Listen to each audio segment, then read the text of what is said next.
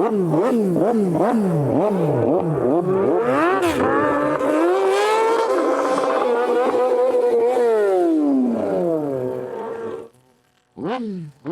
it going, folks? And you're very welcome along to the Motorcycle Hour podcast, where we talk all things motorcycling.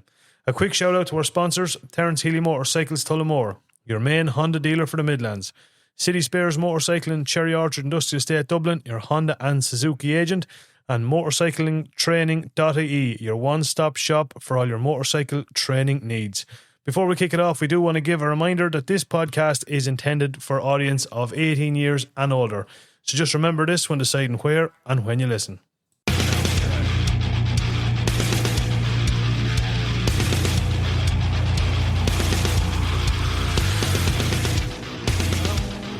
We're back, boys. We're back. How are you all getting on? Fantastic. What's been going on? Very little. Everybody living the dream? Yeah, in a row on both. Surviving a nightmare. Before we kick it off, we're going to kick off episode 71, and we've got a very, very, very interesting interview we did with a lad called Paul Gannon, who is over Four of a Kind racing.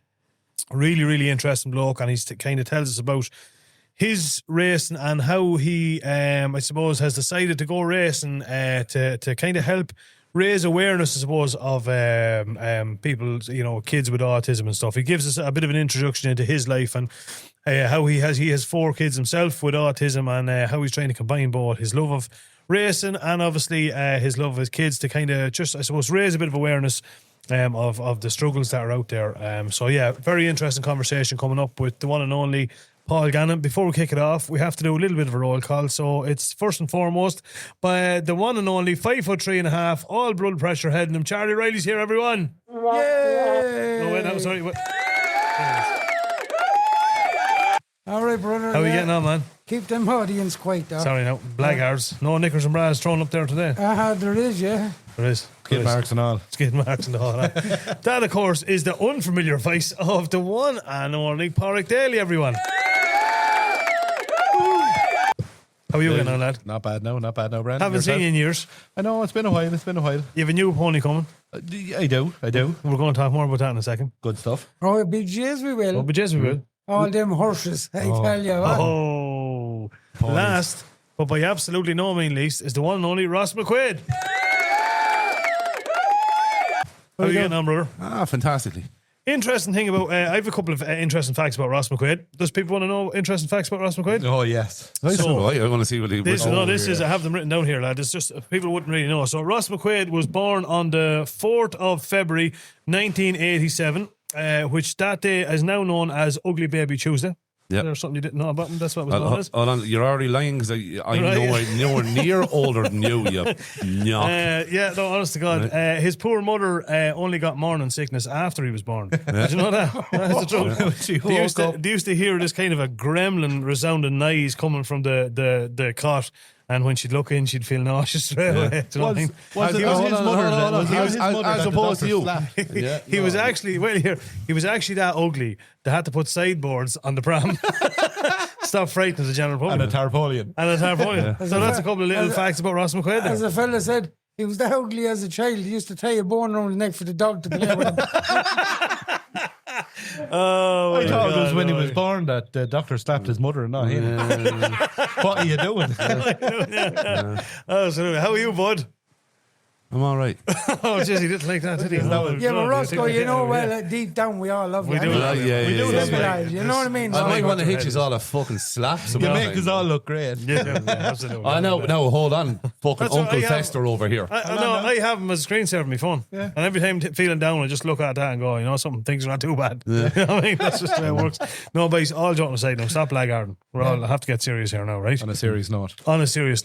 Yeah. This weather. Turn your stomach. I swear to God. There has to be a reset button somewhere. Honest to God. There has to be. Somebody left the tap on somewhere. Somebody's after hitting the water. This is not right, boys. I'm telling you now. Call Mark Dunn, somebody's hit the water. Yeah, this would just turn your stomach. That's the truth. Yeah. And usually I'm full of, cheer and I like being happy and stuff, but this is different level stuff now altogether. I can't take much more. But like I go to the shop now for loaf of bread or anything like that. I'm going down the old boat. I looked out the window. Cha was out in the puddle with the rubber duck and everything. Delighted with himself. They're already drowning in the puddles out there. Learning how to swim. Learning how to swim. Pair of armbands. Armbands, all he got. Any old crack, boys? I was going to say who got out for Spin Park. You didn't because you weren't out since I think June. Was it around June last year? No. I have been out. No, yeah, once, maybe twice. Talk us through the newest pony that's coming to the garage, the stable. What have we got coming? Mark 1 Bandit 12. No. Sorry, I don't know Keep what him happened away there. from them buttons. No, Mark 1 Bandit 12. I know, I like the Mark 1, I do. Ever since I think probably the last podcast I was on, I was talking about Okay. first big bike. Yeah. Yeah, you were. Yeah. Just have a bit of a little Graph twin for going. them. Yeah. No, graph one, yeah. But having said they are a great bike. Oh, I know. Yeah. Savage bike. Yeah. You know what I mean? Now the Mark 1, of course. Yeah. Well, the Mark 2 and the later ones were still a good bike, but they were ugly. Oh, yeah. were With, just with them half hideously- fairings and all Oh, down. Lord. Yeah. Absolutely, yeah. Yeah. But the one I Nice. seen it, grand GMC Yeah. swinging arm, every man Yeah. knows she's nice. She's There nice. was a Few little Mark bits and pieces on it. 1. There was a Mark 1 Bandit going around years ago, and I seen it several times after, but now I haven't seen it in a long time for sale. And it was done with the flip paint. Remember the flip paint? Where it'd be yeah. kind of purple and green, and depending on what way you looked at, Oh, the colour yeah, kind When of the sun was changed. hitting it, yeah. Oh, yeah. you remember that one? I tell you now. No, I'll tell you who owned it that. Right? Alan Betson owned it that. Did he? Yeah. And Bear Keane, he bought it off him then. My God. From Alan Wood, yeah. Are you serious? Jeez, that was a gorgeous looking yoke. Yeah. Fair yoke to go, let me Oh, tell you. I'd say that. Yeah, she Allegedly. was. Allegedly. Oh, yeah, allegedly. Yeah. So when are you getting a new pony? Saturday morning. My Saturday. God. My So- Valentine's Day gift to myself. Oh, you're dead right, Yeah. lad. You're dead. Well, because in fairness, we got a load of listeners going, is Porrick around or is he still Yeah. in the... What's going on? We haven't seen him. Do you know Yeah, what I no, mean? I'm here. I was just in hiding for a while. All right, okay. So you, Like what a you're bear, saying is now hibernating you're going to over be back Christmas. out. Hibernate. Yeah, I'm like a big bear. Are you going to do the photo rally with us? Probably not. I know I will. No, I definitely will. I go out and I'll do a few of them, but as many as I possibly can. Good man. I like to hear that now. I like to hear as that. many as I possibly can. Possibly can, which is about 3. Yeah. 2. 2. As long as they're all in Ticknevin. Yeah, as long as they're on Dick Nevin. Absolutely. No, absolutely. I'll venture out as far as Kilnad this thing. Well, I'd say you're a little bit disappointed because I know you mentioned in a previous podcast before the pints came out, you were hoping that they were all going to be in Kildare. When there's only one in Kildare, I think, isn't there? Is there? The one that's Yeah, high. the one I tell you, yeah. Yeah. But Have you that one done already? yeah, Yeah. Oh, fuck. we did. Maybe I won't get any done this year.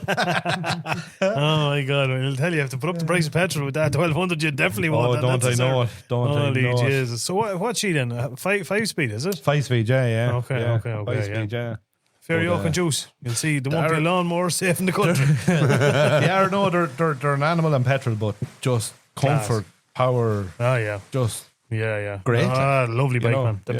best to look with. Yeah. We had a little spin out on Sunday. Done it, yeah. Lovely to spend. Nice old spin. We were him and Han whether we were going to go. Yeah. Well, Well, I was him and Han. it's not we were him and Han. The bike was him and Han, whether it'd go. Yeah. It was one of those things, I suppose, where I went out to start a tracer to get out of the shed, and it was kind of spitting around, but not too bad. But I was like, I know it'll be grand. Then I went out on the fucking back wheel, flat as a pancake. But it was only flat on the bottom, which was weird. That's all right. That's all Yeah, right. it was all only right. a little bit that was Yeah, flat. all Yeah, it right. was peculiar now. Yeah, once you was hard on the top, you're Oh, no, right. the top Yeah. wasn't not bothering the top. But, so I plugged it, and it still was leaking a little bit, not too bad. So then we decided. Then it started. The rain started to get worse, and then Yeah. I was kind of thinking maybe it's a sign. Yeah. And then I could have brought the Harley, but I didn't want to because it would have got mad dirty. And in fairness, imagine bringing that Harley up them roads. No. Oh, be I the wouldn't have Lord. enjoyed it. No. That being said, the boys on the site with the sidecars. But they had a third wheel though. Yeah, but the thing handled like a boat. Well, I know, yeah, but still like. Come here now. Speaking of which, did you see the new plug system that I have out now where it's like a screw? You Yeah. screw it in. James has them. Does he? I have them. Yeah, sure. When we were in that time when we were going to the Oh, Gomerlock- yeah. Gomerlock- Yeah, oh, sorry, yeah. I don't Yeah. know. Yeah, I think they're a very, I don't know very. if I trust it now. Well, they'd be very, very temporary. They just get you going until you get down the no, road. they're so- Oh, come here. You can't beat the blackjack. I'd When the rather- blackjack is in, give it a bit of a heat Blackjack, and yeah. it melts and it 100%. spreads. I'd rather a quick little fix like that to get you over popping. No, that's what I'm saying. Yeah. Oh, that's what I'm saying. Oh, that's what Oh, they're it for. wouldn't be 100%. left in it. Oh, no. It'll get you out of where you are. Get you out of Yeah, Dodge. yeah. you know. No, look at they're handy. They serve a purpose.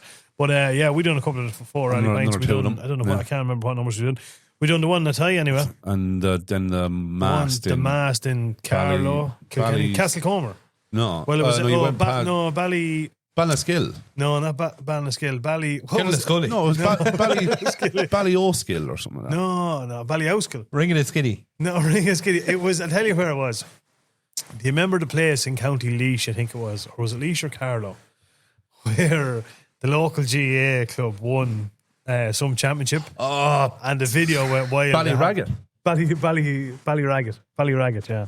Down that neck of the woods, anyway. People Google it. That's all I'll say. No, well, that morning I got up and I come down to the shed and she was spitting rain and I went, I will I or I won't I? And then as you said to me, sure, we'll meet up and have a coffee in Mangans. Mm-hmm. When I got into Mangans, it started to rain. I says, here we go. Would you believe it? The boys will witness this. We got out through Ratangan into Munster heading for a tie. Boom. And Bone dry. bone dry. go away. Actually, it was- class day. it The whole spin Class day. Yeah. until we got fucking back to Clonbelow. There was the rain again. No, it didn't rain until we got home. It didn't rain, but it had started- rained. no, It it had- started- yeah. It was the Yeah, drizzle. yeah. Oh, sure. When we got into Ratangan now, it was real horsey. fat, heavy rain. yeah. This is rotten. I actually, do you know, when we were into Ratangan heading out to Monasterevin Road, I was genuinely going to pull a Yui and just say, here, boys, forget about it. Because I think everyone at that would have went. It Yeah. was dicey on the road. like, Oh, yeah, the because roads there's were shocking. water sitting on the road. Shocking. So, but we struggled on. And like that, man, you know that road out the far side of Monasterevin? Do you know that kind of a fairly straight Heading kind for of a tie, Boglish- like. Yeah, Boglish Road. Yeah. Next thing, we could just see this little blue fucking pit, and next thing, the parts clouded, basically. Or the parts clouded? The clouds Parts part. clouded. The parts Oh, clouded, yeah. The parts clouded. I love when the parts cloud. It's the best Not, part. not like it, not like it. You couldn't bed with a stick. No, absolutely. When the parts cloud, it is brilliant. But no, it was a savage day. Yeah, we but did point 9 and 12. That was it. Point 9 and 12. Number 12, which one was the It's Mast. Ballyoskill mast Ballyoskill? beside Ballyraggett. Beside Ballyraggett. Yeah, which if you get like Which was the mast go is number backwards. 12, was it? Number 12, 9 was Kildare. Kildare. Yeah. Good old Kildare. But number 12, I tell you, they're fair bad roads. Sections of the road washed over. No, Couldn't be any worse than that.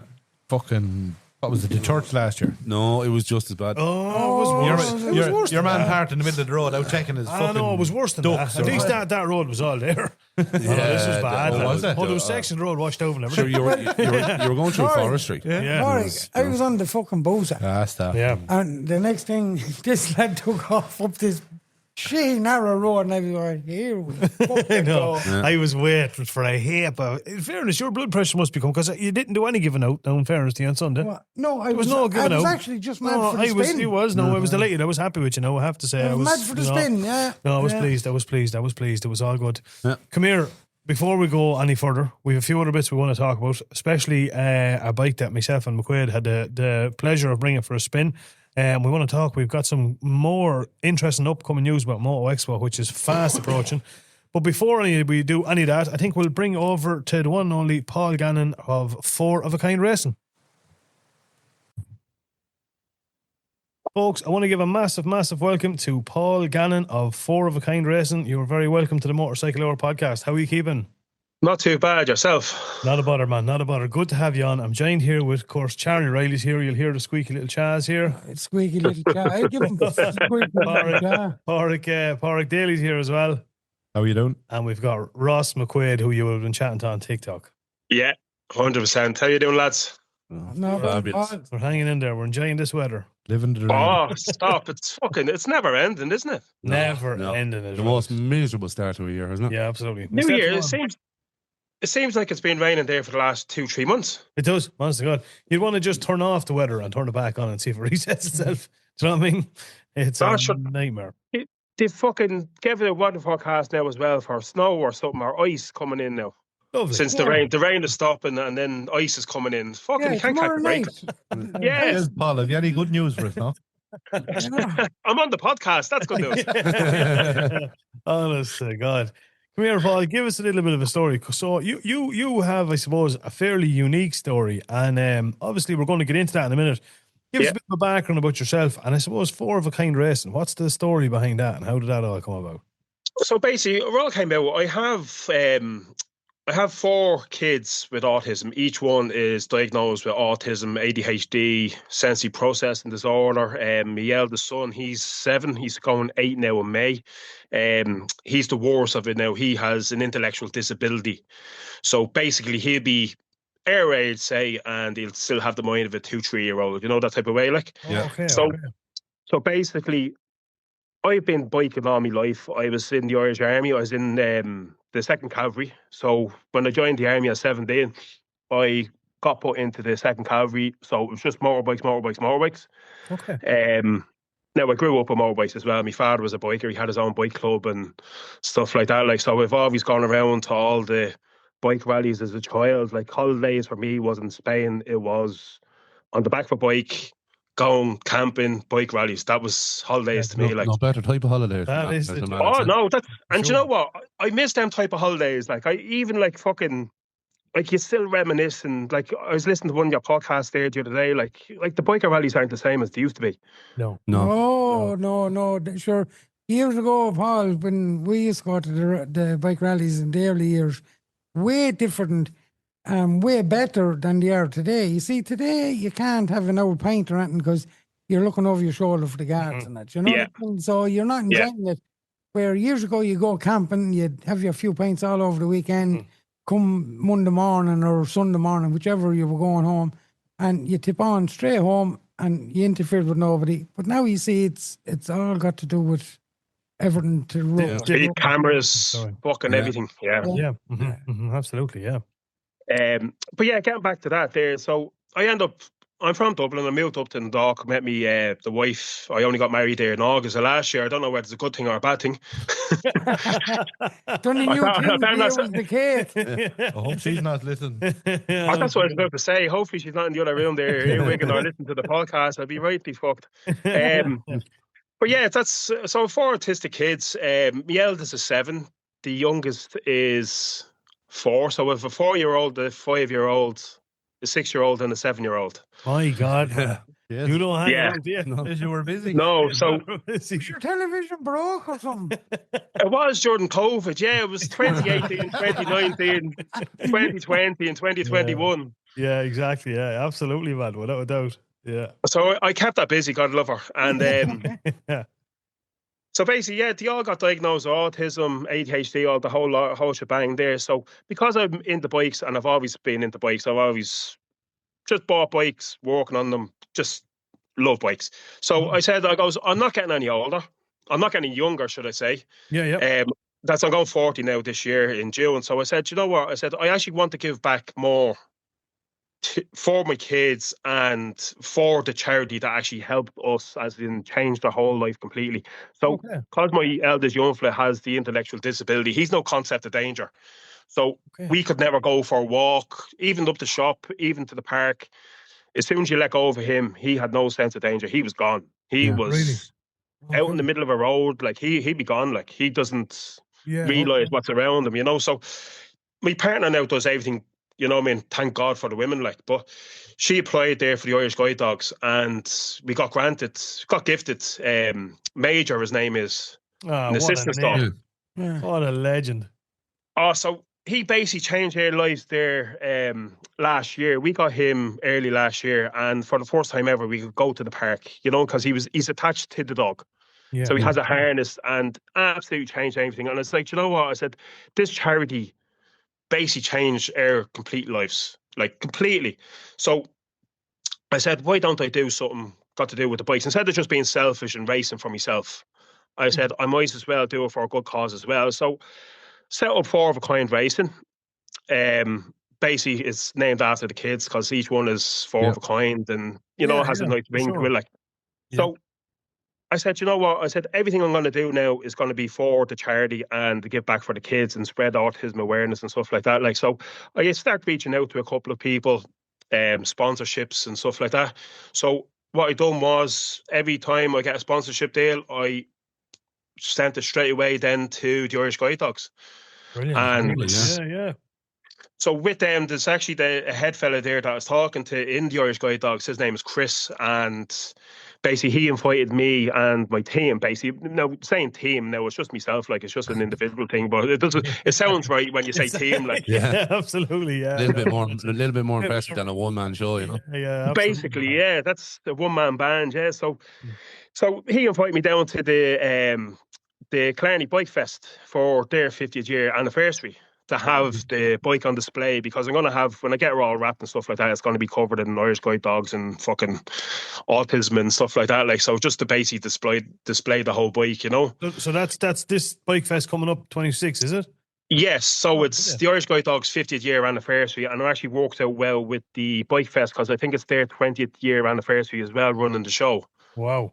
Oh yeah, brilliant, yeah. It's a festival we've spoke about plenty times, and we've been at it loads of times, and it's cracking festival, yeah. Yeah, they're going to be the only recently got the Harley Davidson from Harley Davidson Warford. They're going to be raffling off. Oh, no way. What was it? A Harley Night Train. It's a 2003 1500.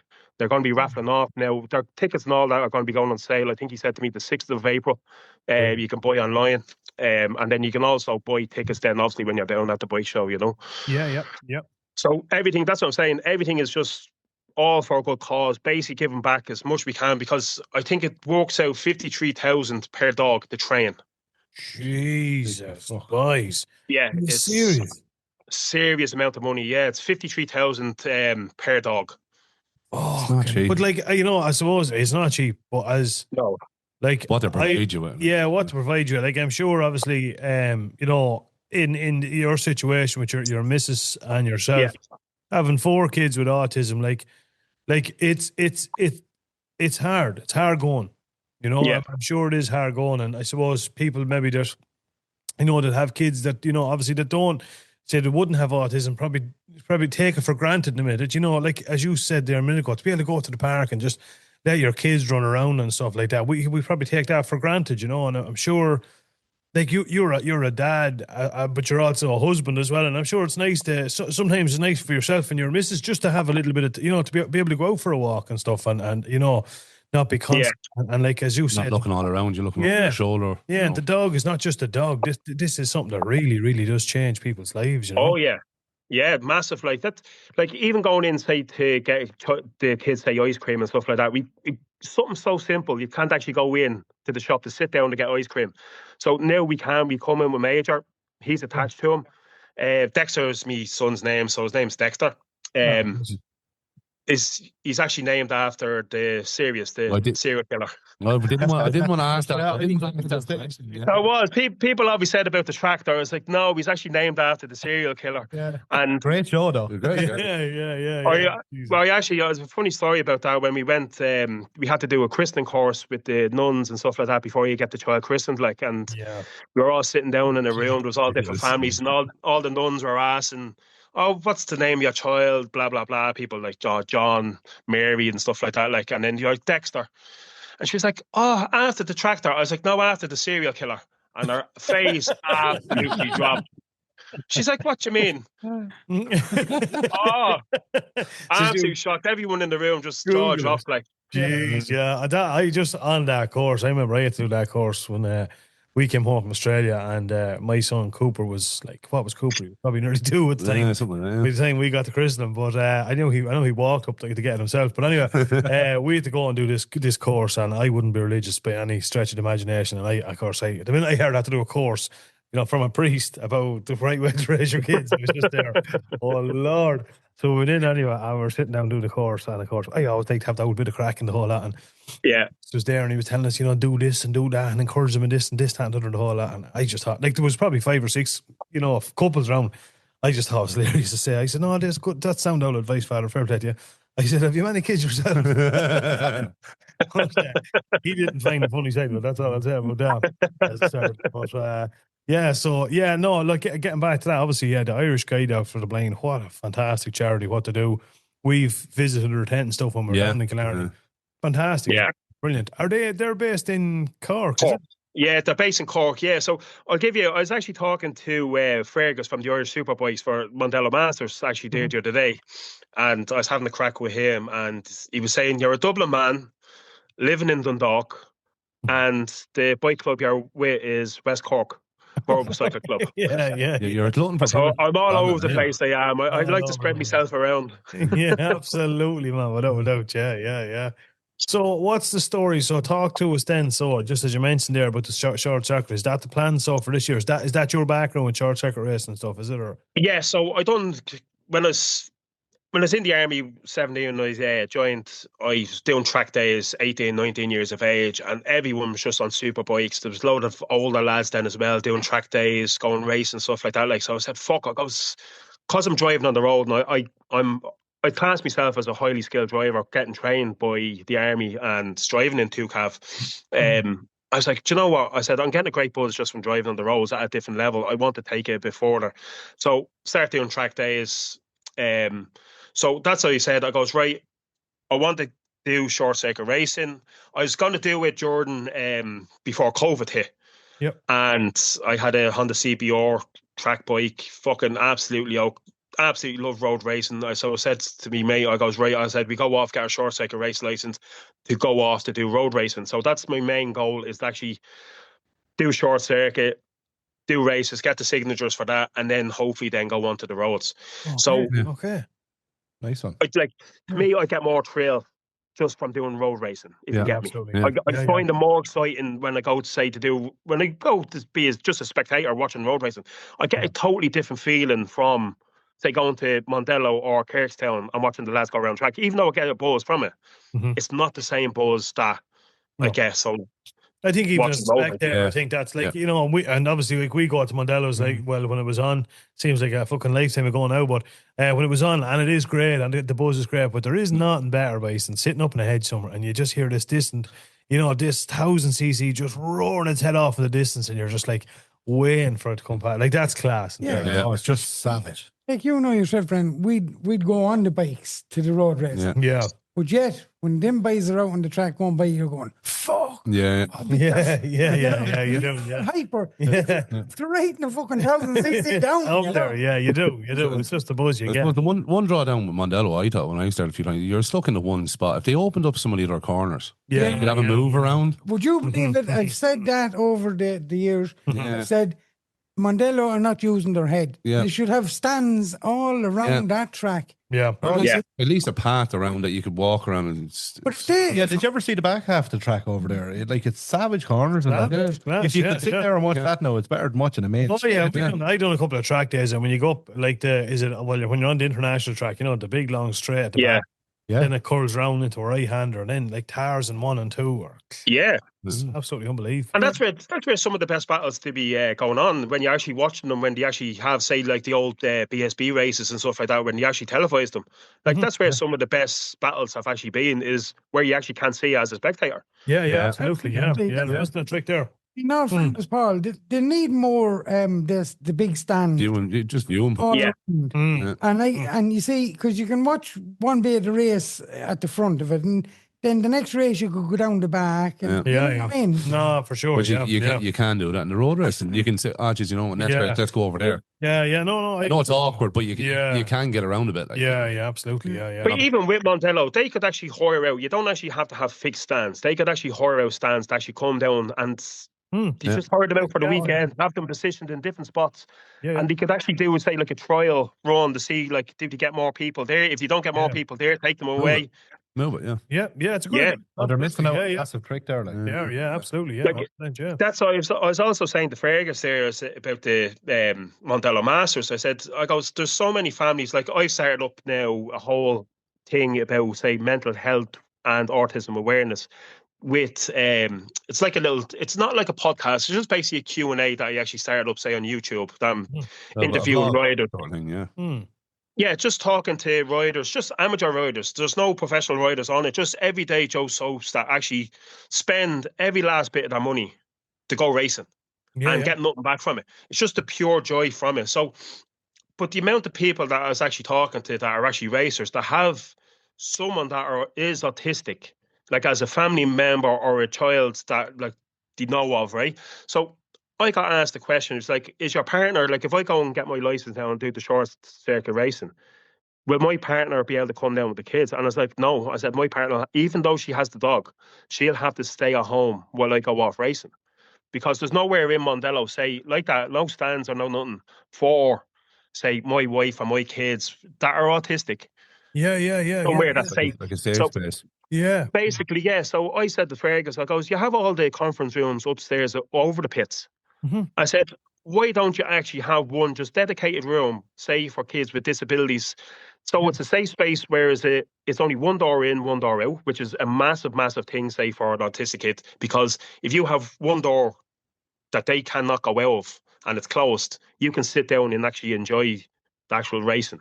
Yeah, I get you. And Sure, yeah. and then plus then as well, people are, that's he said to me, goes, what about the noise and motorbikes? So I goes, but you're up away from the noise. It's not going to be as noisy as it would be if you were in the pits. And you're in an Absolutely. enclosed room. The window. Yeah, and in a closed room. And then you'd have actually then the peace of mind, because one of the lads was actually telling me, because last year he was in the Masters. 2004, I think it was, Graham Anderson. And he basically, his wife comes with his child. That's he's a 3-year-old autistic child. Now, the child is in a buggy and can't go out anywhere.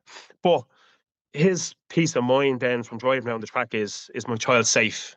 Yeah. Did my child get out? Like, so if I was driving around the track and everything would be going through my head as in racing, but then in the back of my mind is like, fuck, is my kid safe? Did Dexter get out? Did the other 3 kids manage to fucking, like, I'd be expecting them to be out on the track running after me, like, you know. Yeah, I get you. Yeah, like it wouldn't be. Look, I'm not up to date fully on what's involved in it, but I don't think it'd be a huge job or a huge ordeal to make that happen, especially as you say, like we've all been in the conference rooms upstairs in Model. They're absolutely massive. Do you know what I mean? Like you see it, even I've seen it, like, do they call it a sensory safe? You see them like in tractor runs and stuff now. They have ones that are you have them everywhere now with all the different festivals and stuff like that. Yeah, absolutely. Sure, surely to God Mandela could get behind that. I think that. But he said I have to email him off all the details about the idea of it. So then that's, he said he can bring it to the board and see what the crack is then. But I think it'd be brilliant then as well to open up the audience for people to actually go. Absolutely. You know what I mean? Like, as a family type of event, like, you know what I mean? Like, you can bring your family, you can bring your kids, or you know what I mean? Your wife can't be stuck at home, like. No, for sure. Jeez, it's a good one. It's to be honest, it's just probably something that a lot of people that don't think. Do you know what I mean? They probably obviously they take for granted and they don't think of. Do you know what I mean? Especially when it's racing, but. Like racers, as you say, men and women are no different than anyone. They have, you know, like majority of them will have kids out there with different needs, and you know that's probably just you have to hear all this stuff for inclusivity these days. Like, so that's definitely a way forward. Like, without a doubt. And I think Mondello, and especially like with the Masters and stuff, like they want bigger crowds. You know what I mean? They're all that's especially open the door for an awful lot more people to come as well. It would. The more people to get, it'd be in their favour. Yeah, absolutely. Without a doubt. Families at home, they'd love to go, but. As Paul is saying, you have autistic kids and you're afraid to go because they're not sort of in a safe play. Where if it's something safe that they could be standing around in safe things, you don't mind. Especially as a rider, or from like your sense, Paul. There, if you were out there and say if you're chance to bring in the kids, a chance to bring. In, and you're thinking, relaxed. No, that's what I'm saying. You wouldn't be. My head would be wrecked. Like, you know, you always in the back of my mind. And it's not safe. No, it's not safe. You know, for yourself. I mean, no. For yourself. Yeah. But not safe for me, and it won't be safe then for the other riders because I won't be focused on the track. Like, it's it's go hand in hand then there with that. You know, like I'll give you one there. I was up in the road racing there last year in Tandragee, and. I drove up. I've K5 1000s. Took the bike up, and it broke me heart because, like my son Dexter, there was an older chap. I'd say he's about 15, 16 years of age, and he was with his mother. He was stimming, hand flapping, the whole lot. Air defenders on, but you absolutely every time the bikes were going around, absolutely jumping in joy. But the thing that broke me heart was he had a harness on and he was attached to the fence. You know, it's, and for people like people were standing there looking like, you know what I mean? I felt because I have autistic kids and I was like, they don't understand how Yeah. He just, like, if he wasn't attached to that fence, he'd be gone. Like, I if he know. through the field, he'd be probably running in front of the bikes, whatever, like, you know, and it's just like, that's the type of thing that happens, you know, with families that Yeah, have for sure. Yeah. So autistic kids and that. do you think there's probably a good deal of like a lack of education around, you know, Oh, yeah. kids and stuff Yeah. with autism and I get you. Yeah, you probably would. Like, I'm sure there's probably people that, you know, would see that and think, what in the name of God are them parents doing? Yeah. Do you know what I mean? I should come here, my own mother and father, like, and brother and stuff like that. And you try to explain to them what way your kids are, and trying to explain to them like that different needs. Like, even though the four of them are autistic, they're each one is completely different. Like, I have three that don't shut up fucking talking, Yeah, and then yeah. and then I have the other young fella then as well. He doesn't talk, like, he's non-verbal, like, he's 8 and he's, you know. So, but the other three are on a different side of the spectrum that don't stop talking. Like, from the moment they get up at 5 o'clock in the morning or 4 o'clock in the morning till they go to bed, they are just yap. Non-stop. Yeah. So it's just all different sides of the spectrum, like, that people don't understand. Like, and that's even when you try to explain that, say, to me mother and father, that type of way, to be like, sure, he's coming on. I'm like, no, it's the exact same. Like, they don't listen, even though you try to educate them, there's just so many people are just, they don't want to know. If you get me. Yeah, for sure. Yeah, and then there's probably lip service to it. and then there's probably an aspect of it too. They're probably trying to, I suppose, make you feel better in a way. You know what I mean? To try and, you know, maybe, you know, to say to you, there's improvement there. You know, and probably giving a bit of, I suppose, hope in certain ways. You know, No, not with the mother and father one anyway. I know you do well. You do well. No, I get you. That's me. Me dad's an old-fashioned biker, fucking true and true. So that's, I don't get any much. He doesn't show you much love, like. no. Yeah, I know. You know, it's just, yeah. Grown that, absolutely. Yeah. That's just old school. My father would be the very same. It'd be a handshake, never be a hug around. Well, that's all it be. Like, if you handshake or a nod of the head, hi. That's it. Yeah. As long as you're alive, everyone's grand. Yeah. So talk me through, what's the plan? So going forward for 2026, are you entered into the Masters, or what's the plan? I actually have my track day assessment. I haven't got my race license yet, so I done the classroom assessment there last month in January. So I am up actually next Saturday to do the track assessment. Oh, very now, good. That's all that fucking weather dependent. Yeah. With that, like, and then I'll give you a good story then as well. So over the last while, I've been building the S-Rad, Suzuki S-Rad up. Now it's a fuel injection. That's what I was going to ask. So what stage you at with that? Because that's what I've been. Yeah, I'm going to follow that on TikTok there now. Yeah. Stage. I was about to put a match to it last night and fucking Jesus, the insurance off the bastard thing. What's going on with it? Basically, I can't use it for the track. Oh shit! Why? So there's no class. That's the reason I was talking to Fergus. So there's no class that the 98 S-Rad fuel injected can go into, unless it goes into the super bike cup or whatever it is, right? So that's the class I thought it was going to go into. But then he was explaining to me there about dashes, digital dashes, ECUs, and it has to have this requirement and that. And for such an old bike, it'd be pointless to put into, because it'd be, I think it's like 2-3 grand or something like that just for the fucking dash alone. Like, Jesus Christ, boys. So at the current moment, I'm on the hunt for a S-Rad 600 carb to go into the pre-ejection. So all the stuff that I actually have on the bike, I don't want it to go to waste. So I just take all the stuff that's on that bike and fire it over then to the 600. And then go into the pre-injection. Okay, it was just you're looking for an S-Rad 600, an entire bike, a carb one. Yeah. Okay. Oh, just absolutely fucking. And I was nearly crying last night. I was going to just literally put a match to it. I was like, fuck this. This fucking. Jesus Christ. Well, look at it. I suppose if it was easy, everyone would be doing it. But look, we'll put it out there.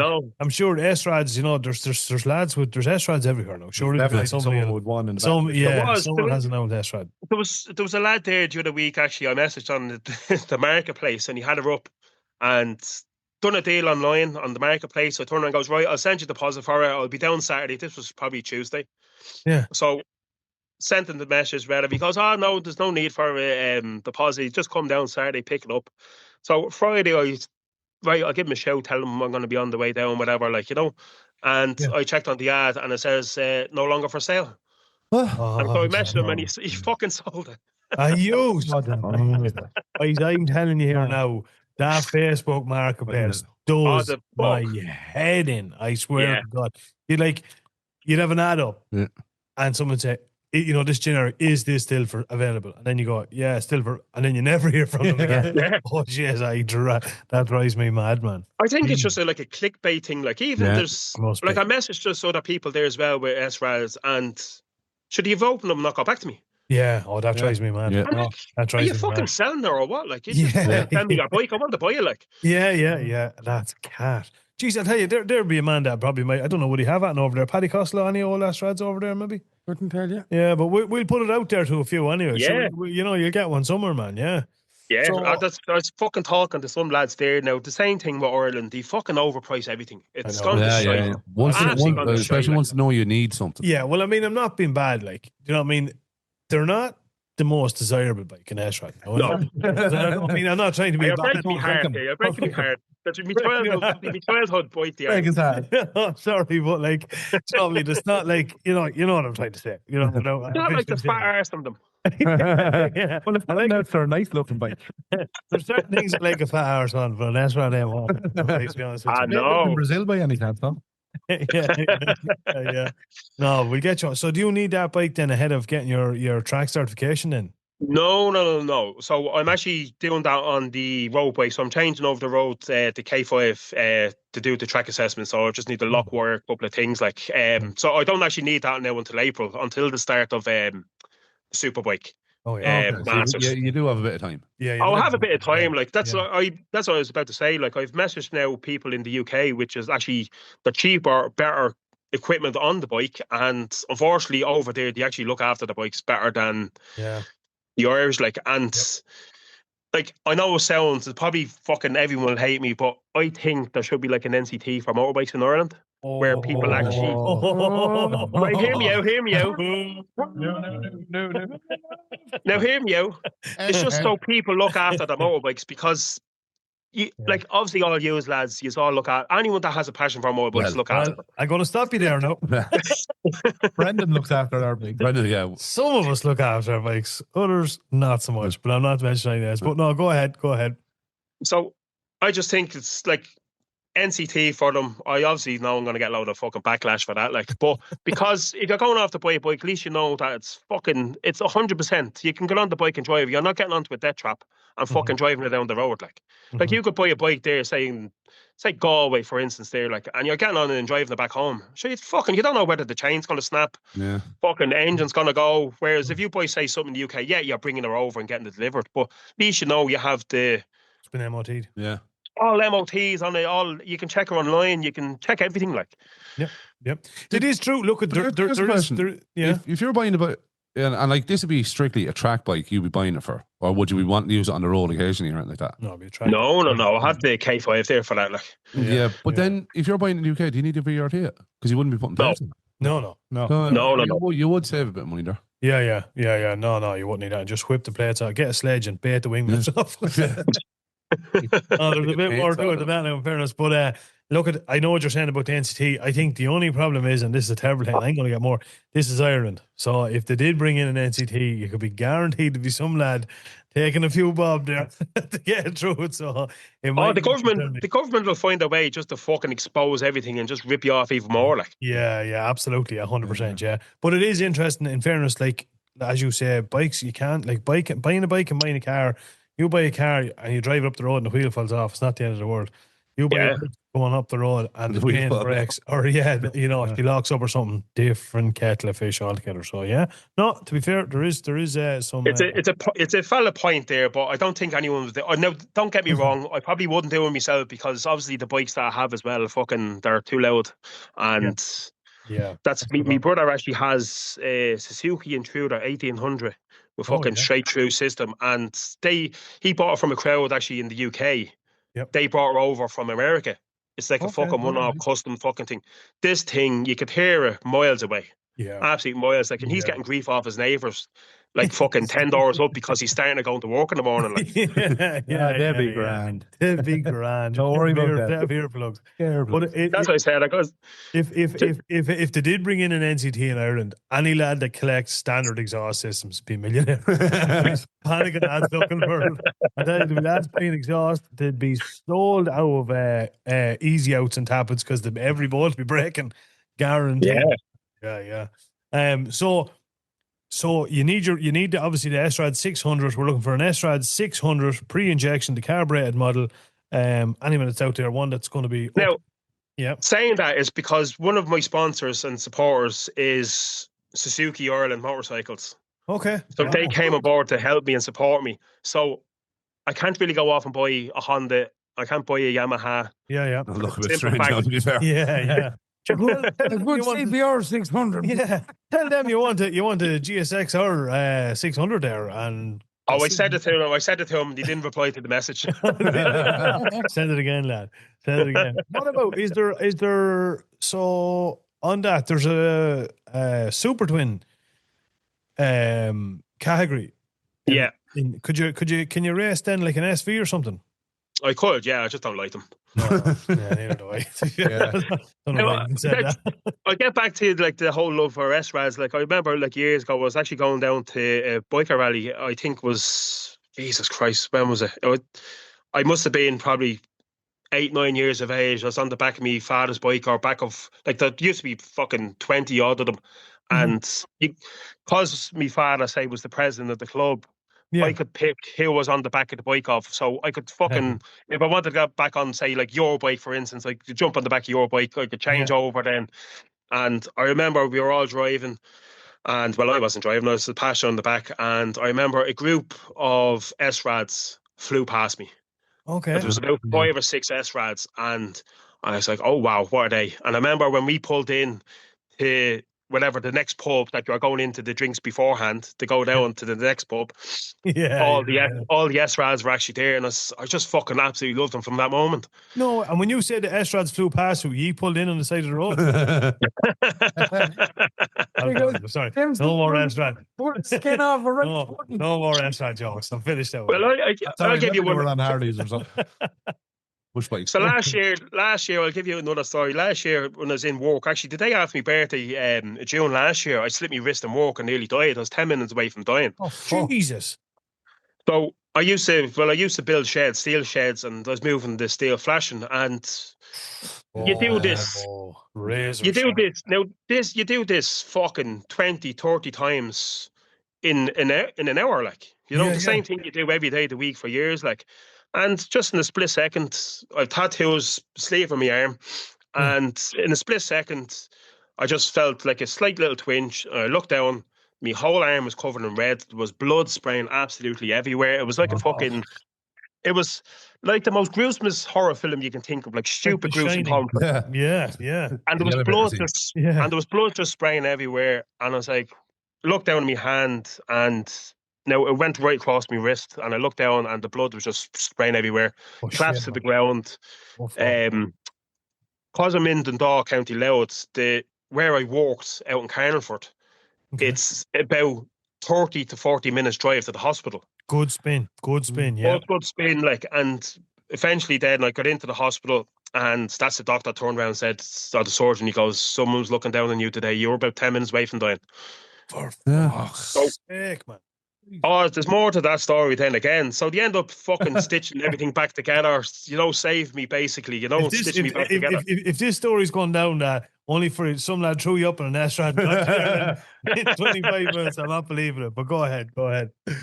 Oh, so after they stitched me back up, a couple of days later, I started losing feeling in my forearm and my fingers. So I was like, what the fuck? This can't be normal. So I ended up going back then to the hospital, or back to the doctor. The doctor referred me then to Drogheda Hospital, went down. They sent me then immediately down to James Connolly Hospital in Blanchardstown to the plastic surgeons. So what happened was, it slit through the arteries and it slit through the nerves. So they didn't see the nerves split when they were stitching me back up here in Louth. So they had to put me under the knife then again, had to get plastic surgery, had to cut open the wrist then again, repair the nerves. So now I actually have no feeling in my thumb and index finger and along down the side of my arm. Like, Holy so Jesus. Yeah. so I had these sports bikes out in the cabin. Couldn't drive them because the pain was just unbearable. Like, Yeah. so I ended up going off and buying myself a Kawasaki VN 1500. That's when you're giving up. Yeah. sorry. Oh, so I know you had one, but yeah, no, I get you. right. So my father had one years ago as well, right? And then a couple of them as well. I was like, fuck me. I said, this is absolutely lovely. Bought and drove it, right? So I went down the road. Mrs. dropped me down in the car. I got onto the motorway, onto the M1, back up the road. 4 gears. That's all the fucking has. And I mean, I was wringing the neck out of it. Yeah. And an Arctic overtook me. So what I done was I drove down the back of the lane. You actually had a similar story. I remember you were saying before on one of your other podcasts. I drove the bike down the back of the lane. Yeah. I put it on the side stand. I took a load of pictures on it and fired it up on Facebook. And I never drove it again.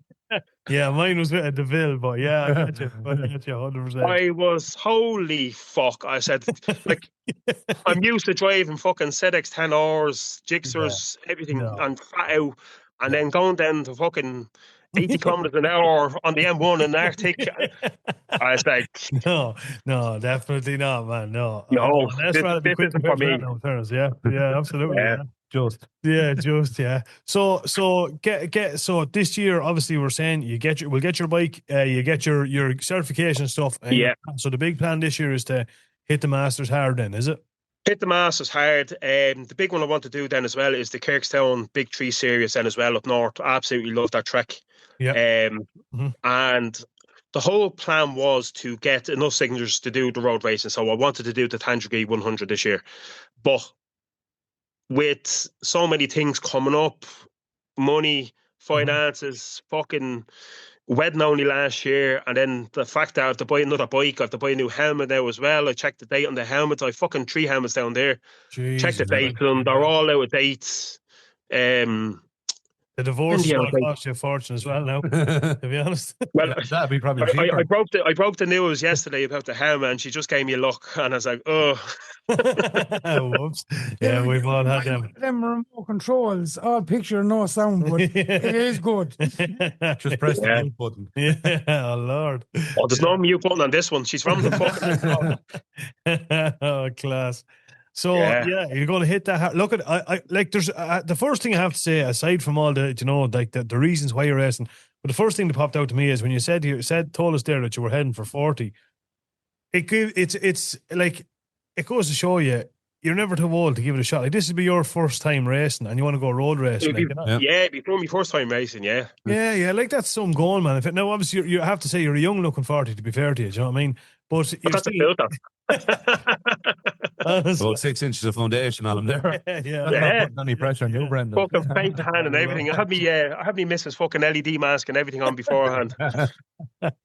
Brilliant. But like it does go to show you, like a fair play to you, man. You know what I mean? Given it, like, it goes to show you if you put your mind down, Tanton, you can do it regardless of the age. But in fairness, Brendan, he's doing it for a good cause. Absolutely. You know what I mean? I'm also a selfish bastard as well, so I'm doing it for myself as well on the other side. No, but look, absolutely 100%. But that's what it's all about too, like, you know. Yeah, that's what it's all about. So you were saying there, like, obviously with trying to get Tandragee, I know it's obviously expensive and stuff, and especially with helmets and bikes, and you have a lot of expenses. Is there any way then that like people, you know, listeners and normal public can is there any way they can help out? You have a GoFundMe there, I do believe. I do actually have a GoFundMe. That's actually the part of the GoFundMe it's like a 50-50. So I have a partnership with even though I'm getting the money in, say, from the sponsors and going to the charity, I also set up a GoFundMe because as soon as them sponsors come in, the money goes to charity. That's it. No more money's coming in for the charity. Yeah. So that's why I was like, do you know what? And I was talking to the head lad, Chris, from the Irish Guide Dogs, and I just proposed the idea to him. I goes, what if I done like a 50-50? Even if someone donated €1, 50 cent goes to you, 50 cent goes to the bike club for the fucking tyres, fuel, the whole shebang. Like, and Paul, any money, whatsoever, he said, coming into the charity, he said, is amazing. He said, what you're doing already, he said, is amazing. He said, so just, he goes, anything you want to do, he said, just go ahead and do it. So I ended up setting up a GoFundMe there the other day. And how do I got people one access donation. How do people access that? Do you share that on your socials? Is it on your I page? had that on my socials on Instagram, TikTok, and I think I sent it to the West Cork Club. They actually did put it up on their website and on their Facebook page. Now, actually, one lad actually already donated. He donated 100 quid, like, which I was fucking blown away by. I was like, Jesus Christ. I was only expecting like fucking €1 here and €1 there, like. Yeah, 100%. Yeah. But that's, it's for a great cause. It's for a brilliant cause. You know what I mean? Absolutely. Yeah, no, that's the whole. That's why I had to talk with the woman. Now, I say the whole road racing now will be, say, next year's plan. Yeah. Make sure that I get enough experience on the track. There's no point of just going straight from the track into the roads. I'll be fucking in a hedge dead. Yeah. You know what I mean? This sort of way. So I want to slow it down a bit, put all the effort into short circuit racing, do as much as I can. Mondello, Kirkstown, Bishop's Court, get as much experience, and hopefully then go from there then for 2027 then. Yeah. That's class. Absolutely brilliant, man. Yeah. Look, you definitely have the passion for it. You have the head. You have the experience. You don't have the bike, but you're getting there. I do have it. Does anyone want to buy a 98 S-Rad? You look like the man. You look sweet on the 98 S-Rad. Sorry, Paul. No. Yeah, no. How do you not hate it? The K5 sounds good. The K5 is nice, yeah, but fuck me. It's not like the S-Rads. I thought you lads were jigsaw boys as well. Oh, we are, but no. But not an S-Rad. I tell you, I go tell you, as far as the old slingshot was. Oh, yeah. Yeah. They messed that. I rode them and they wouldn't pull. Did you see that thing up in the RDS at the Museum of Curiosity? There's all. Oh, yeah. That'd be no dead mind. How do lads get from A to B? Yeah. Anything though, you'll have to donate to them. Not a word about it. 100%. But you know what? I was actually looking up for slingshots as well, and I was like, you know what? I would have loved to do slingshots so I could actually enter the classic racing and pre-injection. Yeah, I already had the S-Rad there. You know what I mean? So I already had that there. It's like there's no point in going out and buying a different bike when, like, I think it was fucking 10 to 13,000 I spent on it before I decided to turn into a track bike. Like a massive money. Like there's Yoshimura cams, there's like full rebuild I done on it, like Jesus, like proper money. And I just had it left in the cabin. I never drove. I just rebuilt it. And during COVID, because I was building sheds, I built myself a bar, and I had the S-Rad in there as the showpiece. Class. And so I just fucking spent copious amounts of money on it. And I said, you know what? There's no point going off and buying a different track bike when I have one here. Now, regulations changed, and I'm fucking looking back at it now. I'm like, Jesus Christ. Put it back in the bar, man. Yeah. It's still in the bar. It's fucking pushed to one side now. Oh, well, look, that's disheartening. Do you know what I mean? I have to keep the spirit high. Absolutely. Look, you're doing it for all the right reasons. It's a fantastic story. It's one, I think it's a bit of out of the box thinking. It's not something that definitely people would traditionally associate motorcycle racing with and stuff. But when you can combine the two, as I say, as Charlie has always said, we've always championed the podcast. Bikers are the first to put their hand in their pocket, regardless of what club they're in or what bikes they ride or whatever the case is.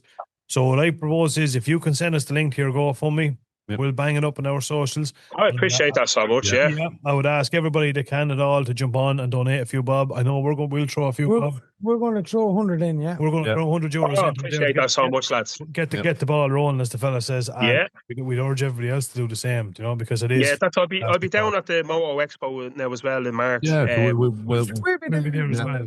Cars and stuff. Absolutely, yeah. That's what. Yeah. If you can't find Chad, just look around your ankles. Yeah, just look down. No, we're gonna tie you're biting on your ankle. We're gonna tie one of them flags over his neck. You know what I mean? The sticks. Do you want to throw him on my shoulders? I'm 6'5", so you can fucking throw him on my shoulders. You're 6'5". How the name of Jesus do you fit in an S-Rad? It's like a pit bike. Holy Jesus Christ, Paul! It's a funny sight. Yeah, I say that. I'd love to see that. Do you know what? On fucking any bike I get on, it's a funny sight because the height of me and the size of me. Like, cause I used to.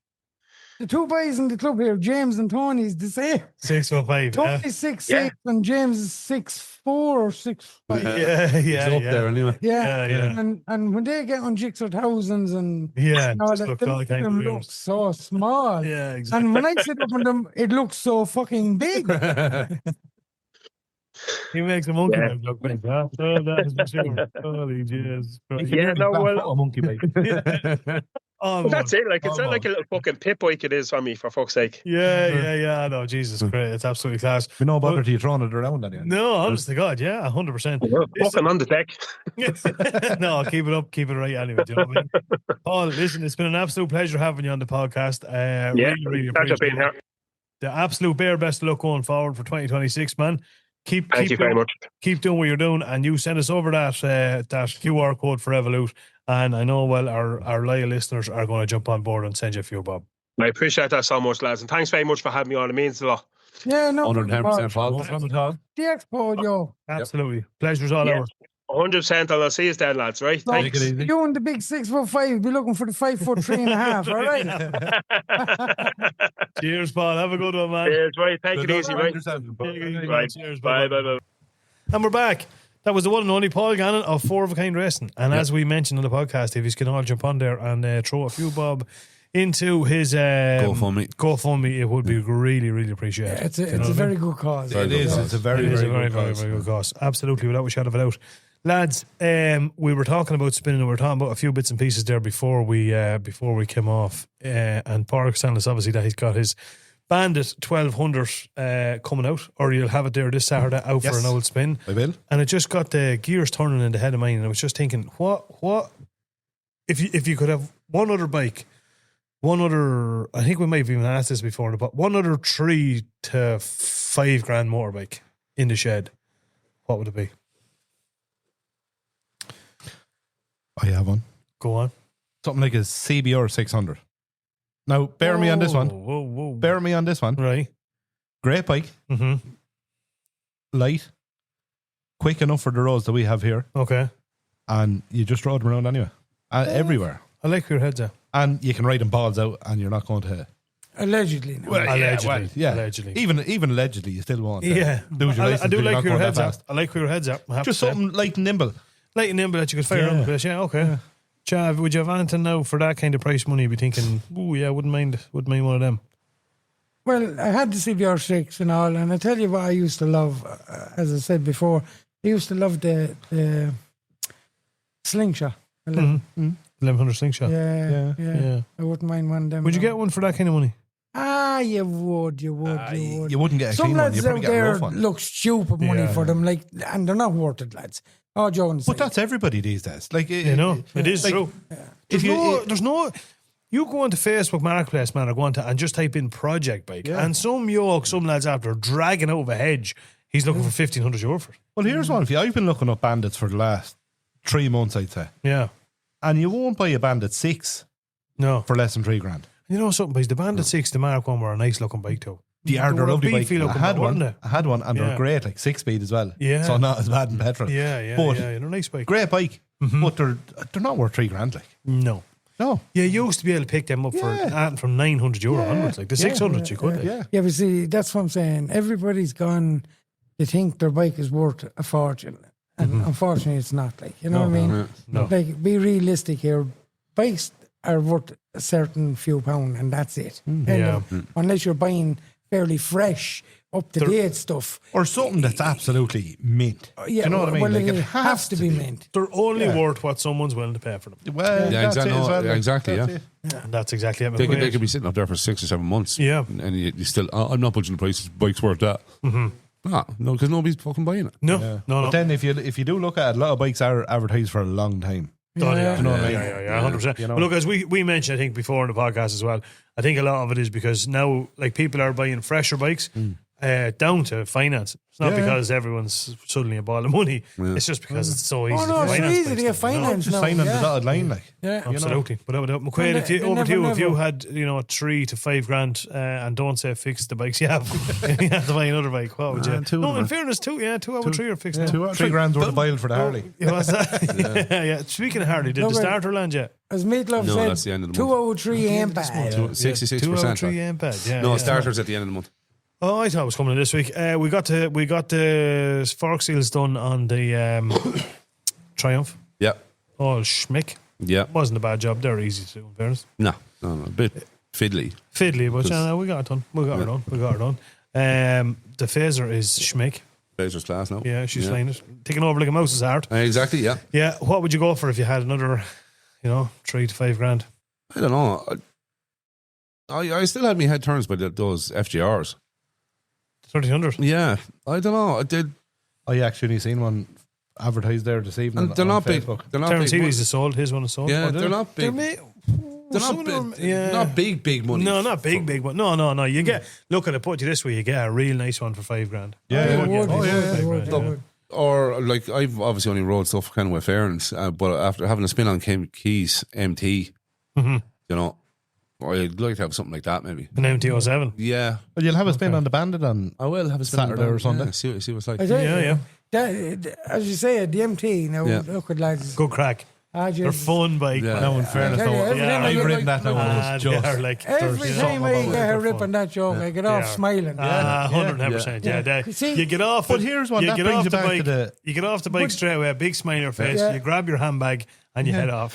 But here, that's it. It goes joking, back to what I I'm said joking. about the CBR 600. Fun. Just fun. It's like I said on throw- last it week's has podcast. all the power you need for 100%. the roads here. But you 100%. get And that's you it. go MT-09, but like you wouldn't go on them for 5 grand really. No, would you wouldn't. No, No, you wouldn't. No. You wouldn't get an MT. I don't think you get an MT-07 for 5 grand. No, I wouldn't think you would. No. No. But Saying it's I like I said- would love an MT-09. Oh yeah. Yeah. Kieran gave 6 for his one. Yeah. Yeah. 152. Yeah. Well, maybe you probably would that's get not one. bad, like. No, you probably would get one. no, for 5 no, grand. that- I swear to God, man, and that, just exactly as you were saying there, maybe something like that. We decided to spin at that Triumph 675 Yeah. last year. What a bit of crack Something that you was. can throw around. Yeah, like, but- Some yeah. crack. But would you believe it? That's the truth, lads. And a lot of lads out there that you talk to that talk sense. Like the GL6R 750, the 08s and on. Oh, yeah. They're every bit as good as any Gixxer 1000. Only you can ride them to the limit where the Gixxer Yeah. 1000, you won't get them to the limit, not back roads or anything. No, you know what I mean? no. Allegedly now, you know. Yeah, if you know. you were someone that so chose to do that, Yeah, you know, that's what I'm saying. we yeah. wouldn't be like yeah, Silly we people, wouldn't be silly we're- people. silly. We're blackguards. sensible. Down to that sort of thing. Down with that, careful now. Down. Holder ship, holder. Yeah. But no, but that's what I'm saying. You don't need big power. Good 600s now and good 750s bikes are as good as anything that's out there. Yeah. And you actually can have a little bit more fun because they're even lighter. You know, for the bit of poke that's in them, you know. A Yeah. bar of shred now. Yeah. Wouldn't pull the skin off a rice pudding. I live that shot where it Was is. I ever tell you about Chad the- must be hungry. An awful lot of rice pudding going No, on but here, was too. I ever tell you the story about that? Jesus Christ. Tony Moore, right? Where did I tell you? Tony, the time he was into the selling bikes and all, but he brought up this Shred 600, right? And I was after getting the Fairblade. And my brother-in-law, Eugene, was after buying a Bandit 12. And Ray Farrell had the ZXR 400. Yeah. So we said, fuck this. We go for a spin this Saturday. It was a Saturday, actually. So we pulls in anyway at the filling station, and Tony says to me, he says, Jez says, Chai, you want to get ripping that joke. An animal of you. And of course, back in the day, like 25 euro or 4 euro, the old boys were raped down below, mad for going. So I says, yeah, sure, give us a fucking shot at that joke. So next minute, and I don't like no one, I give a man a spin on my bike, don't wheelie. What did Tony do? First, second, third gear up the road in the back of my blade, and I was going, you fucking tick. Now, I absolutely wound the shy how the track to this 600. Lad. Sure, a young lad in the BMX fucking pedal power past me, right? Yeah. But anyway, I kept her pinned anyway, and we got the momentum up and kept her lit. So the minute you come up behind a car and then you have to slow down, Yeah. it's like, but down 2-3 gears, crack it to try and get going. But anyway, we got to the next stop anyway. And of course, I went up to the brother-in-law. It's a huge. Whoa. I says, get a rip on that, Joe. And just say for 600. I'm frightened you. Right? I couldn't wait. He gave me the bandit, right? Boom, I was gone. Tony was gone, right? Fucking up the road like shot, right? So we got to the third stop anyway. We were waiting. I was smoking a fag anyway. And next minute, Eugene pulled in. What sort of ball of crap is this? Say, shh. So next minute, Ray pulled in. Eugene went over to Ray. Says, hey, Ray, you want to get a rip on that job? So, of course, Ray got up and Eugene got up to 400. And before he could say it, Eugene was gone, right? So we were all gone anyway. So the next thing was we go back to eating dairy. And says, Tony, I know. I says, yeah, you're right, you fucking know. I says, that's some. Say that. Race 400's faster than that, for Jesus' sake. The ZXR 400, they were a great little yoke. Great little bike. Oh, yeah, screamer. Yeah. Oh, yeah.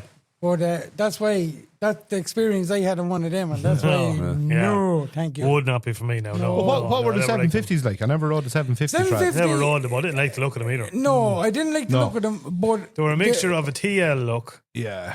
Yeah. the Booster rear, which I was never a mad fan Yeah. of. Do you know with that scope tailpiece? But the Especially the ones with the fucking sea cowl on them. Oh, geez. Yeah, no. yeah, but the Oh, yeah, 750, the 750 one of them now, Like a believe it or camera. not, Yeah. she had a bit of pork in her. Yeah, the 600 was terrible dead. But then Yeah. I think the 600 were carbs, where the 750 was fuel injected. Oh, right. You could be right. I'm not sure. I'm of that. nearly sure. You could be right. I think it changed. But now the Shred 600 would not come near the CBR 6 or No.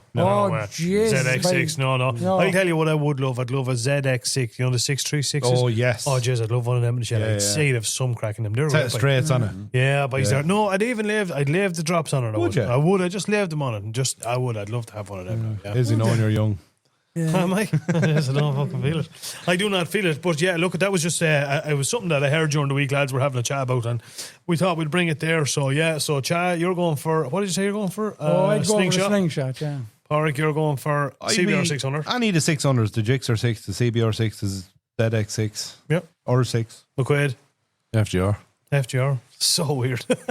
No. We can't say that. No. There's no. We're not judging anybody. Here. Yeah, 100%. I'd be long lanes you. I'd be going for 600 or subscription. Small little funny. Paul out of Kildare Bike Spins and Meats had. I know. FGR, a great bike. And he said it was a lovely bike. And I tell you, they can shift. They can shift. can shift. Oh, they can Just shift. look Allegedly. Oh, yeah, allegedly. Yeah, come here.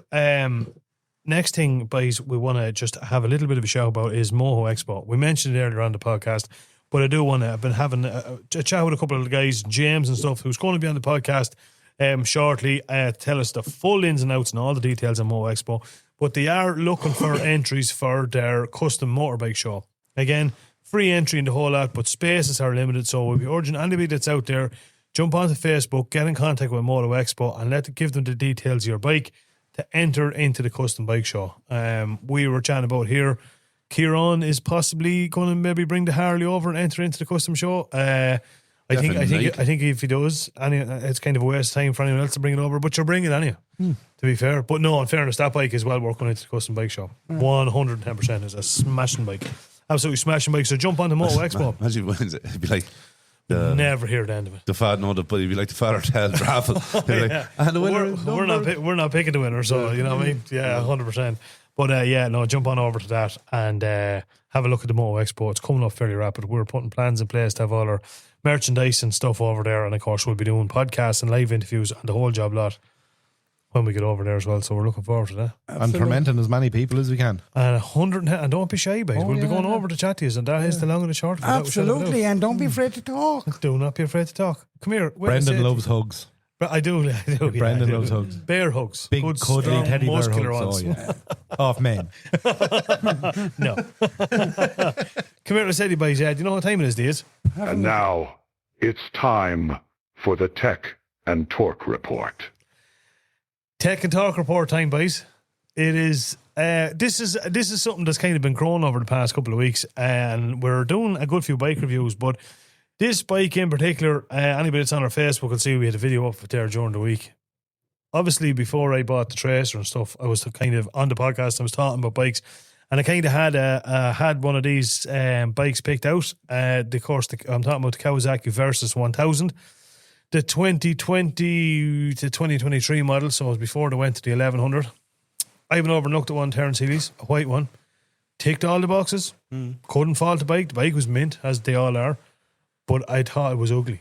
I'm going to be straight about it. It was the white one. I just did not like the look of it.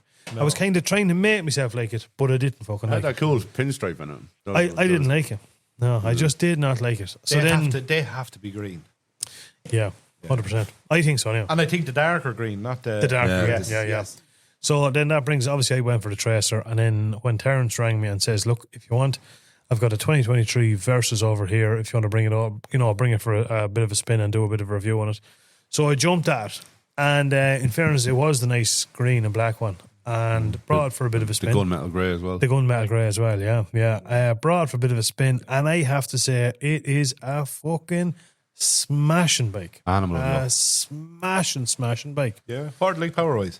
Loads. Yeah. It's like a Z1000 SX. Do you know what I mean? There's loads and loads and loads of power in them. And They're not tuned down or that, no? I don't know the full ins and outs of that now, but I'll tell you, this yoker is oodles of power. There's as much power in it as you'd want, without a doubt. And the gas thing about it is, with the screen, you know what I mean? Your speed is climbing there, but because you have the wind protection, you don't realise. You don't feel yourself doing 120. Like. No. You just look down and say, oh.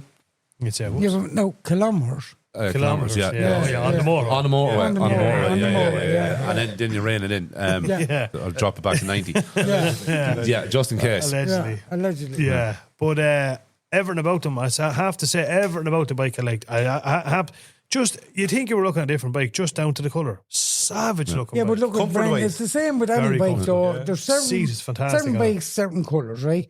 Certain colours suit some bikes, certain colours don't suit some bikes. Yeah. Where, like, Kawasaki was always known as sort of green. Yeah. Suzuki was always blue and white. You know, Yamaha was always sort of the red and white, or blue and silver. Yeah, you know, every make had. I have to say, now, definitely don't regret. I still would genuinely prefer the Tracer over it. Just because it's lighter, and I just because Brendan has one. Because he has a Tracer. No, I swear to God. If he had the Versys and rode the Tracer, well, no, it's still preferred the fucking Versys. Hey, come here. Has that got clip-ons on it? How do you mean? Kind of high-rise clip-ons on the... Not really. No, they're more of a straight bar setup on them now, in fairness. Yeah. Everything's just really easy. It has obviously the six. I think it has the 6 axis IMU on it. Has obviously the touch of a button, heated grips on it, has the quick shifter on it, has obviously ABS on it, traction control. They're all variable on it. I don't think it has wheelie control. Yeah, no, I definitely didn't. I seen you. No, I seen you. Blackguard. Third and fourth gear down. You're waving at you. I can't wheelie. Where'll we tell second to sixth on the back wheel. Where'll we tell Terence about it? Word about it. It was the first time I've ever seen a lad going down the gearbox on the wheelie. Fucking amazing. Banging it down. Sure, even now with a new bag tailing, you're banging the ball. Just do you want to have a look at that? Doing donuts. Savage bike. I suppose there was one or two little things the stupid things now, in fairness. The switch for the heat grip's too small. Yeah. I don't like that. And you have to kind of press and hold it for a second for a little one. Yeah, which is that's a stupid little thing that's annoying. That's about really it, to be honest. The seat. I took it through the town because I'll hold my hands. I couldn't find that spot where you were on about. I mean, you can't get. You literally. Now, these are the directions, right? Yeah. Go straight. You come to the traffic lights. Go left. I did. That's that. You didn't. Yeah, which traffic lights? At the bridge. Didn't. Yeah. You went straight. No, I didn't go over the bridge. I went left at the bridge. Yeah. And then I took a right. Did you hear me saying take a right? No. I thought I could see the building anyway. But I took it and it was busy enough, and like it'd do well as a city bike. That I think it's a commuter bike. Yeah, because she's real torquey, like at the low end, like so. It like just if you're stuck and you can't filter, like you can just be cruising on the clutch, like, and she will just kind of tip along there and like really really comfortable. Like. That's where Yeah. the clutch is burnt out. Did that one have all the boxes on it? Just the top box. Top box, but Terrence can get the side boxes. And get the side boxes. Yeah, the proper ones. Yeah. The seat is unreal comfy. Yeah. Now, I Is was it a just talking standard to a one fella- or? Standard one. Oh, really? Yeah. And from what I've been hearing, a lot of them, like definitely the Versys is one of those bikes that you don't need to change the seat. Really? Now the Tracer, all joking aside, I will be changing the seat. I will be buying a comfort seat. The seat Yeah. and the Tracer are as hard as that. Really? Yeah, Is it absolutely. narrow? Open the It's door, not there's even- someone knocking. No, but honest to God, like even the spin we went the other day now, I was more uncomfortable. My on. arse was than on the Triumph even. Now that's a fact, and I have heard it from a few lads saying you want to be changing the seat on it. And I Did would you go, comfort did seat? Terrence tell you what those spots that are on that one as well? No. So on the front fairing, these were an added extra. Okay. There's like these spotlights, but they're on like a tip sensor. So as you're leaning into a bend, they flick on, but they're yeah. not. They're pointed at an angle, so they're pointing into your. Because you know, like So you you're- have the bend. yeah. So you're pointing into the bend, you're tightening into. Holy So Class. they're on like it's because they weren't on the white one. Yeah. They were blanked out panels then, but you could have added them onto that after. So it's a Kawasaki thing, is it, or is it? Yeah, yeah. It's they're built into it. Like Jesus they're not Christ. they're not the spots underneath like the added on ones. They're into the fairing. So what did you think of it? Start to finish. I loved it. Like I because say the Triumph was my first adventure tour, right? So that was me dipping my toes into the water. Right, are these bikes for me? And obviously I like the Triumph, but come a year's time, I probably will look to get a fresher bike. I'm happy with the Phaser now, so I probably will upgrade the Triumph. And I'd seriously be considering the Versys. Yeah, yeah. I Like think they're savage bike bikes, honestly. Yeah. you know, They really are. Yeah, it has everything. It takes They're a all the lovely boxes, like- looking bike anyway. they are. Yeah. Yeah. And they'd be a nice looking bike without the boxes. Exactly. This is another thing, boys, that's funny. Some bikes look way nicer with the boxes. Like, I actually think the Tracer looks nicer with the boxes than without. I think it looks fierce small without the boxes. You Yeah. put the box on, you go, yeah, it's a decent sized bike. But then you take the boxes off, it's basically an empty 09, isn't it? Well, it is, yeah, I suppose, yeah. With a bit of a fairing on the front of it. With a bit of a fairing on the front of it, yeah. No, nice bike, I have to say. Kawasaki's are like. Now, you'd need to be tall enough for them as well. Funny enough, Getting your leg over. yeah, I wasn't completely flat footed on that. No. I Throwing kinda your had- leg over now, you'll be catching the back. Yeah. Well, Paul, obviously see how you we're not put- the most flexible, But I you don't know. you can drop Yeah. that. There's like a bracket you can get in underneath there. to drop it down a bit. You have to drop it down. You can drop it down an inch or so. Yeah, dog bone, yeah. Yeah, It wouldn't drop down to chat height though, would it? Not unless you put it through a 3-step ladder. Will it? You'd have to take the back wheel off it altogether. Only a 2-step. Yeah. Two-step. 2-step. Two-step ladder. Oh, you're No, not but bad, look, so. And it's platform. like savage comfort. Like you're right. Like, you don't feel it. Doesn't grab you with the torque anywhere. Like you just boom, boom, boom, and it's just Lovely. yeah. Like it's funny. Like it's one of those bikes. smooth through the gears. It's I can have his review. That's all he gets. It's so smooth through the gears. And then he went on. He was like, "She'd be going through the gears. You wouldn't even." He's infatuated with smooth gear shift. But it's one of That's those just because you bikes. can't change the gear in the Triumph.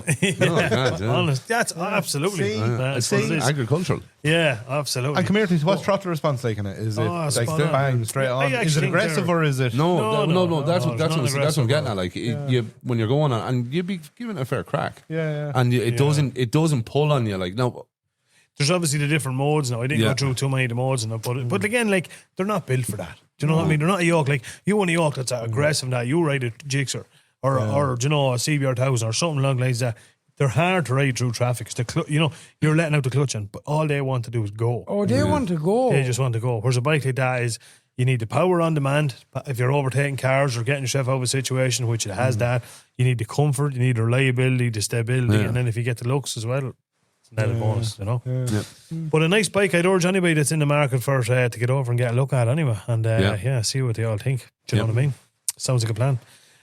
Boys, we're going to wrap it up now shortly. I think we've covered everything that we kind of needed to cover. Charlie's got the scoop on a couple of bits and pieces that's coming up, and we're going to hand you over to Charlie now in a second. But I do want to give a little bit of a shout out to some of our fans that have been coming on, something I meant to be doing now for a long time. So a bit of a shout out to some of our fans out there that are always jumping on and engaging with us on social media. So shout out time. A massive hello to Janet Chuk, I think I'm pronouncing that right. John Joe Burke, Bren Devine, Patrick Kelly, Lucas Florian. I definitely think I'm pronouncing that wrong. And we have to give a massive shout out to Queen Bee Coffee over in what would we call Alan it? Wood. Alan Wood. Yeah, head over there. Head over the bridge, take a left. Yeah, head over there to Queen Bee Coffee. If you're heading over that neck of the woods at all, go in there. Just absolute gorgeous coffee and great service and great bit of a laugh. So yeah, if you're over that neck of the woods, wheel in for coffee. Cha, over to you, man.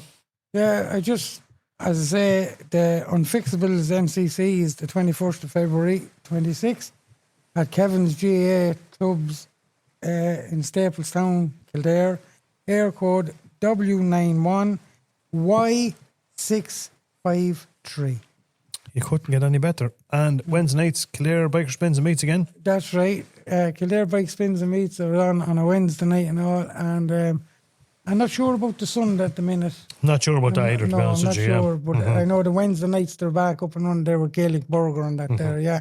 Yeah, So absolutely. if you're free to go over and get an old coffee and an old Gaelic burger, and because the a burgers are lovely bag now, of in chips. fairness. And they're cooked fresh right in front of you. Yeah, right in front of you. Right in the front of burgers you. are They, flat, they drag in and say, "This is your burger. Yeah, I'm look at cooking it. Look, we're Wow. mixing it. We're mixing it. Fresh." Exactly, yeah. The cow's mooing out the bag. Yeah. Then you hear Here, then get you in and drag peel your potatoes. These are fresh. I just tell her, look, just get that bull there, wipe its arse, throw him up in that joke there and throw him between Cut the two horns buttons. off. Yeah, absolutely. Yeah. Look at as well as that, anybody that's got anything coming up that they want to talk about, or any events or stuff that's coming up, give us a shout, and we'll 100% shout them out on the podcast and help you out any way we can.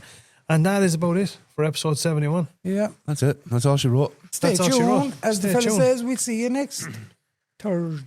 Same time, same place for episode number 72. Yes. Over now, folks. Take it easy. Right. Catch you on the next one. Bye bye. Bye bye.